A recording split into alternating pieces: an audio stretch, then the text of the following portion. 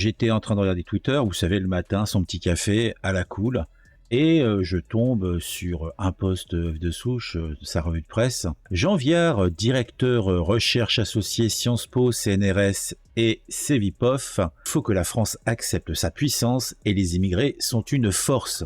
L'essentiel des immigrés sont des universitaires. Ah bon, l'essentiel des immigrés sont des universitaires. Ah, c'est nouveau ça. Ou alors, le monsieur joue avec les mots et les statistiques, puisqu'il va considérer comme immigrés seulement les gens qui viennent de façon volontaire sur notre territoire pour études et compagnie. Donc il ne tient pas compte des réfugiés qu'on appelle migrants, etc., qui viennent pour des raisons économiques, qui politiques, etc. Donc lui, il va compter seulement, je pense, quelques personnes. Et bon, moi, on me présente Jean Viard comme un directeur de recherche associé Sciences Po. Moi, si je regarde la page Wikipédia du bonhomme, Jean Viard, il est sociologue et c'est un homme politique. C'est un soutien à Emmanuel Macron et il s'est présenté aux élections législatives de 2017 sous l'étiquette LREM dans le Vaucluse. Et il intervient régulièrement sur les chaînes d'information LCI et France Inter. Diplômé en économie, docteur sociologue, il est directeur au CNRS, au CIPEV, Centre de recherche politique de Sciences Po. Donc déjà une orientation politique prononcée. Il travaille notamment sur les sujets concernant les vacances, le temps libre, les 35 heures ou Marseille. Donc quel est le rapport? Donc il vient parler de trucs qui ne sont même pas ses domaines d'activité. Dans son livre « Quand la Méditerranée nous submerge » par en 2017, il s'intéresse à la question de l'accueil des migrants. Il appelle notamment à valoriser une France multiple comme une chance au cœur de la mondialisation. Dans un entretien donné à Paris Match, il estime que le nombre de migrants est à peu près constant depuis des décennies. Or, en France, on n'a pas su faire une place légitime à l'islam. Et quelle est la légitimité de l'islam en France, sachant qu'on a enlevé sa place légitime au catholicisme, c'était pas pour en mettre un autre. Alors, il se positionne également pour une refonte totale de la politique française en matière de drogue, prenant notamment une légalisation de la production de cannabis à usage personnel. En 2007, il appelait à voter Ségolène Royal. En 2017, il rejoint En Marche, donc il a aucune colonne vertébrale. C'est un pur produit de l'élite qui marche pour la mondialisation. Et donc, il était chez C'est à vous et il est venu faire sa petite déclaration où il va nous dire les vérités sur toute chose et on va essayer de l'écouter sans ricaner.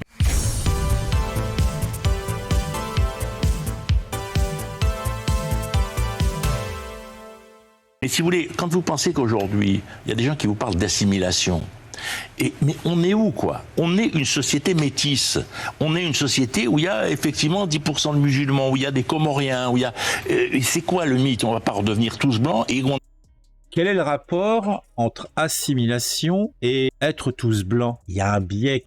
Lui, il prône, il aspire, il rêve, il se tripote dans son petit slip à l'évocation du communautarisme, à l'évocation de cette société multipote où chacun se regarde avec un regard suspicieux. Donc c'est ça son objectif pour la France. Mais bon, continuons. On n'a jamais été tous blancs de toute façon, donc c'est en plus encore une mythologie. Donc on n'a jamais été tous blancs, d'accord, oui, c'est là aussi, on n'a jamais été tous blancs. C'est pas du tout la question. On n'est pas sur cet ordre d'idée-là. Déjà, il inclut des histoires de race, de couleur, de machin. Il met des notions qui sont dignes de l'extrême droite, de la pire heure de l'histoire, en nous faisant des références aux races. Il est dangereux, le monsieur, là, manifestement. Il faut que la France accepte sa puissance. Il faut qu'on dise, c'est pas qu'on Alors, la France, la puissance, il continue. J'ai affaire à qui, là c'est qui ce monsieur là? Il a pété une durite. Bon, peut-être que comme il est pour la légalisation des drogues, il en consomme peut-être un petit peu trop. Et puis 49, 2023, ça lui fait quel âge à papy? 74 ans. Bah, il faut peut-être qu'il lâche la barre, papy. Hein. Faut peut-être t'arrêter, vieux. Hein. Ah là, la puissance de la France, la puissance de quoi? Lui, il se croit encore dans les 62, peut-être, mais bon, non quoi. Importe qu'il y ait des immigrés, c'est que les immigrés sont une force. Vous savez. Les 9 millions, les 6 ou 7 millions d'immigrés qu'on a en France dans nos banlieues, ils sont tous biculturels. Ils sont du Mali, ils ont des réseaux. Ils sont du Mali. Pourquoi choisir le Mali? Moi, ça m'intéresse. C'est eux qui doivent implanter nos entreprises en Afrique. L'Afrique a besoin de ponts, de routes, d'hôpitaux, mais nous, on a les entreprises, on a Vinci, on a Bouygues, etc.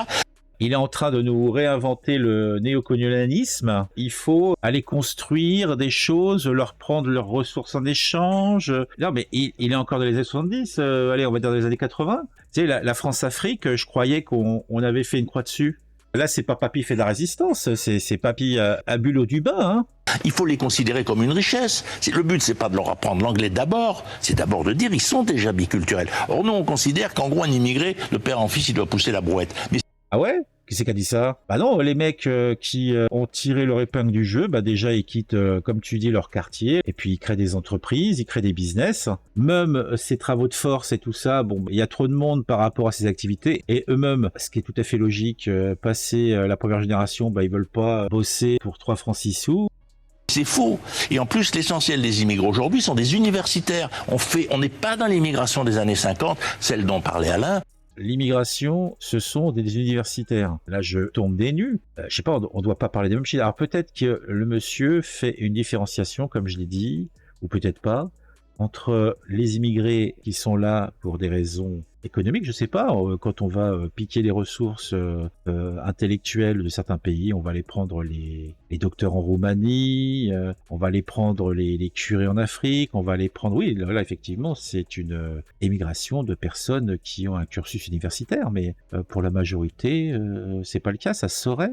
Mais je doute pas qu'il a des chiffres pour nous le prouver, hein. Ou alors il dit des infâmes conneries, et là il a 3 personnes qui le regardent religieusement, qui vont pas mettre en contradiction ses propos. Ils boivent les paroles du sachant. Puisqu'il parlait en 87, etc. Mais il a été un des grands sociologues, effectivement, de ces sujets, du travail. Il cherchait toujours le conflit est dynamique, et il a...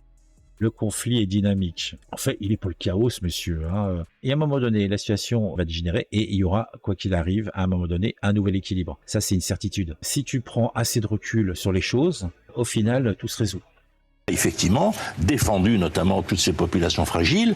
Aujourd'hui, on n'ose plus parler de ces choses-là, mais c'est des choses essentielles à l'art de vivre ensemble. L'art de vivre ensemble. On a fait le tour, mais consternation, quoi. Bah, dites-moi ce que vous pensez de tout ça. Mettez un j'aime, mettez un commentaire, parce que là, je pense qu'il y a de quoi commenter. On se retrouve très vite sur une nouvelle vidéo sur un sujet qui m'ont intéressé et que je l'espère vous intéressera aussi.